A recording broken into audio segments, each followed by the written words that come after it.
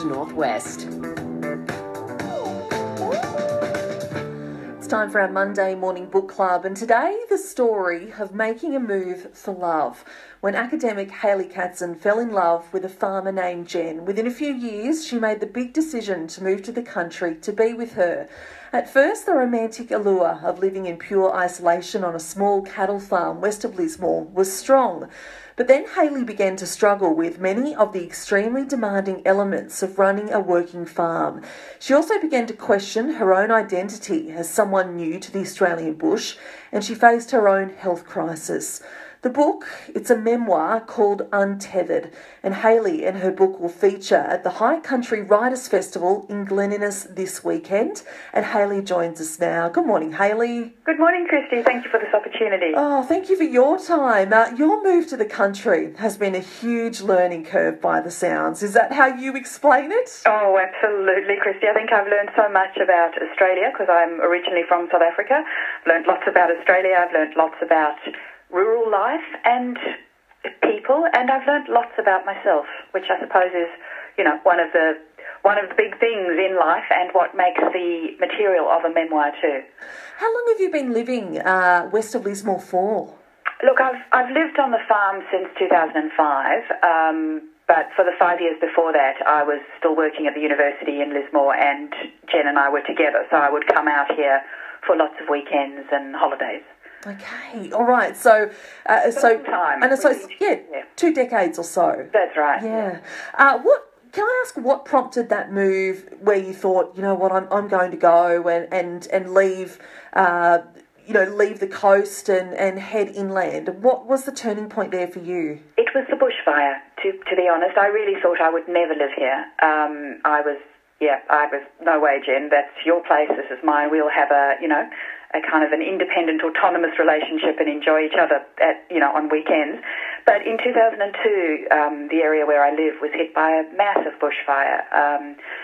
And there was something about the process of cleaning up after that fire. Jen wasn't here. She was in town with me when it struck. But, we came back out straight away and we cleaned up and went through the whole process with the community, with the fire service. And that really changed my relationship to this place and it made me, I suppose, realise that what matters. And, it's sort of, I think these big bushfires and these massive natural disasters either knit you to places or they tear you apart from places. And in my odd, unusual situation, it actually knitted me to this farm in a weird way and to the community. I think natural disasters kind of galvanise communities and they draw communities together. And it's quite profound what happens in these times. And we've just been through another one, as most of Australia has. And, they really do bring communities together in an incredible way. Yeah, that's a really interesting point, isn't it? Because, as you mentioned, we've had lots of bushfires in our part of the region in the last bushfire season. Some people have, decided that they would stay in the region and build again and continue their relationship with that area, while others have been, so heartbroken and so devastated by what's gone on, they've decided, now's the time for a change. But you were drawn to the area after this devastation. Yeah, and look, we were lucky. I think that decision whether to stay and rebuild or to move is such a deeply personal one, as it's so influenced by everybody's individual circumstances. We were able to do it. Jen wasn't sure at first, so she came and actually lived with me in town. I finally got my way, and she came to live at the coast with me in my home. But, that was a tough year for her. We would come back out on, to do cattle work and to, clean up more, because it took months to clean up. And to be honest, we've actually got fencing happening today, so it's kind of a year. It was 8th of October for us last year. It's a year since the fire struck, and we're only finally getting most of the fencing finished now. So it is that hugely long, slow process. And in Jen's case back then, it took her a year to decide to rebuild. And I think it's the traumas of these fires are enormous for everyone, and it takes a while to kind of work out what you really want and whether it's the right action for you. So, yeah, I'm watching it playing out in lots of different ways in our own community, as I'm sure you are in yours. Hayley, of course, bushfires are a big chapter, a big incident and event in your time living regionally and living inland. But you also have undergone cancer treatment as well. And interestingly and unfortunately, you were fighting fires post-treatment as well. Yes, and to be honest, I must just say, Christy, that that's not part of this book at all. That's what I think is so interesting when you write a book. There's always another chapter.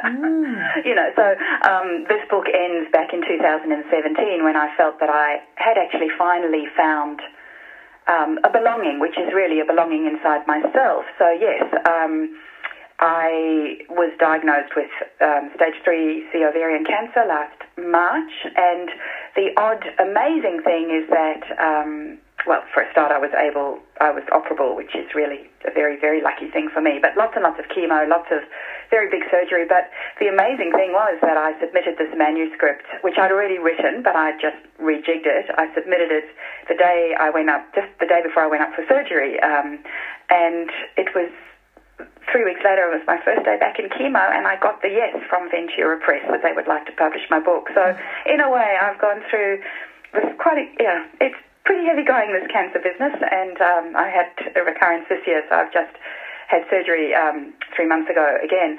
But, I've had the joy of having a book come out into the world, which is really every writer's dream.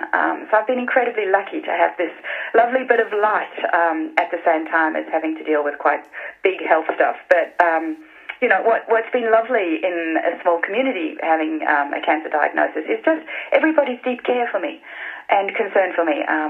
Jen and I are part of the Fire Brigade, and it's been really where I've found my belonging in this community. And it was, just as I was getting diagnosed, I told the brigade, and, it was really everybody's deep concern for me. It was just so helpful, really. We're talking to Hayley Katzen this morning, who is a writer and author. Her memoir is called Untethered, and her book and Hayley will feature at the High Country Writers Festival in Glen Innes this weekend. Hayley, I'd like to come back to that sentiment of belonging and, finding a means and finding contentment. And I love the sentiment of friendship in your book, and the idea, I was listening to another interview you've done, the idea that sometimes we expect too much of friendships. What has your move taught you about mateship? I think I used to have a particular idea of friendship, which was, friends have been incredibly important to me. It's sort of one of the cores of my life, and, a lot of my friends were quite busy with ideas and with social justice action, and a lot of them were lesbian. Some of them were even Jewish, such as I am, and some were migrants like me. And that was kind of the world that I was very engaged in, and, still really cherish before I moved to the farm. And when I got here, I felt like such an outsider, Christy. I remember going to a Lions Club fundraiser years ago, and I love a chat, so I was having chats with, the local stock agent and various people in the community, but I just felt like I didn't fit, and I didn't know if it was because I was a lawyer and a kind of more an academic person than a manual person, or, because I was foreign, because I was lesbian. What was it that made me not fit? And I suppose I had an expectation that friendship comes from, knowing people like us. And I guess what I really feel like I've been learning, and I think I'm still learning it in the bush, is how we have connections of different types. And certainly my Fire Brigade mates are really great friends to me, and I care about them deeply. And there are things that we can all share together. They don't really, I'm particularly interested in my huge library and what's occupying my days, but we can still have a special friendship that has another realm and another kind of shared interest. And I think that happens in small communities. We are bound by history. We're bound by kind of a diversity where everybody is welcome at our community hall. It's just because we all live here, and, when we have these natural disasters, that's another kind of binding for us, which shows what the friendship and the community is about. I think that's a lovely bit of reflection, Hayley. Do you feel good when you kind of look back on that and recognise what's changed in you? Yeah, I do. I mean, I have to say, Christy, that, my friends who do share my interests are absolutely core to my life. That will continue, but I suppose I've stopped longing. There's been a lot of change in life, obviously, because I've been ill, and I think when you're ill, you get a reset. And for years, I felt as though I was sort of losing all my connections away from here because everybody's lives were so different from my life. And I suppose some of that has changed for me with being ill. And, my mates in cities far away have flown and come to be with us and support us through all of this. So, I feel a much more, like all the dualities of my life have sort of been integrated and come together through the process of writing Untethered, but also in these last few years. And I think that's about accepting ourselves. I had such a strong sense of my outsiderness, but I think we all have some sense of outsiderness, and we all feel a little bit different. So it's kind of, for me, the coming home and the belonging is to know how to belong to myself, so that it's not, do I belong here in the bush? It's really, am I here now? And can I be myself here? And I think that's the bit where we overcome shame about our difference and sort of feel more settled in ourselves, that then we can really connect more comfortably with lots of people. Hayley, what made you want to write and share this experience? And ultimately, what do you hope people get from this memoir of yours? I think we often can feel isolated. We can often feel different. We can often feel a bit alone in our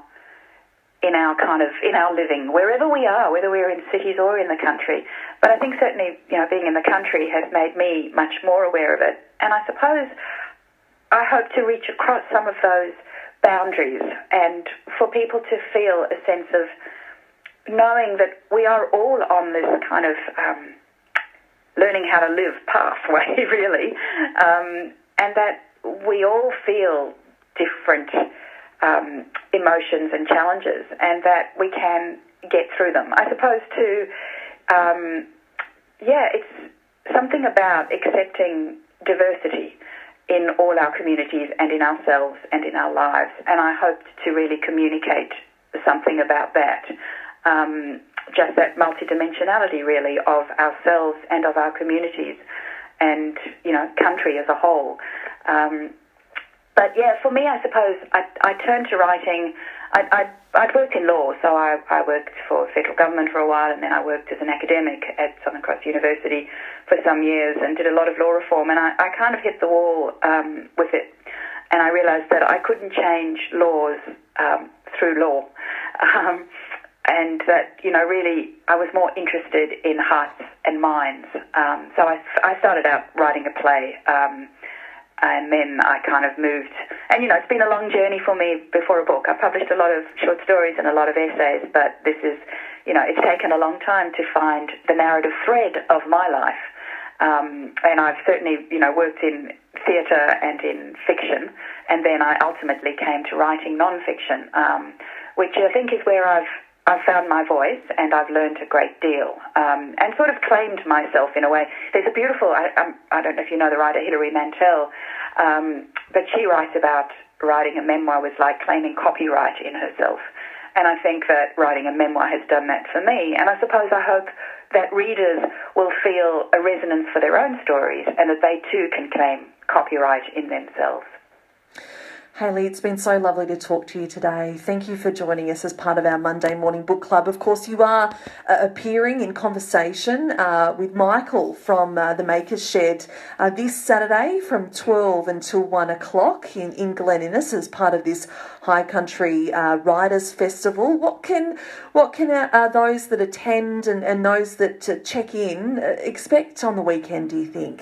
Well, I'm incredibly excited because this is the first face-to-face experience that I'm going to have as a someone who launched a book in May. It's a very odd era to launch a book, but I suppose that's one of the delightful things is where a conversation can lead. And I've had one Zoom interview with Michael with the book group, which was great fun, and it was he threw me a few questions which were like, oh, how fascinating. And I suppose, that's an interesting conversation between Michael and I think there's a moment for some loose, casual conversation in the group as well. So looking forward to a COVID-friendly event at the Makers Shed in Glen Innes.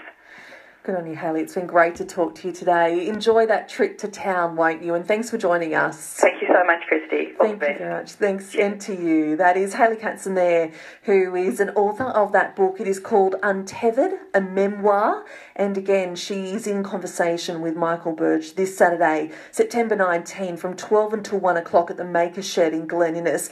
The session is free, but bookings are essential under the COVID-19 plan for that venue. Places are very limited due to numbers being capped under that safe plan, and bookings can be made highcountrywritersfestival.com.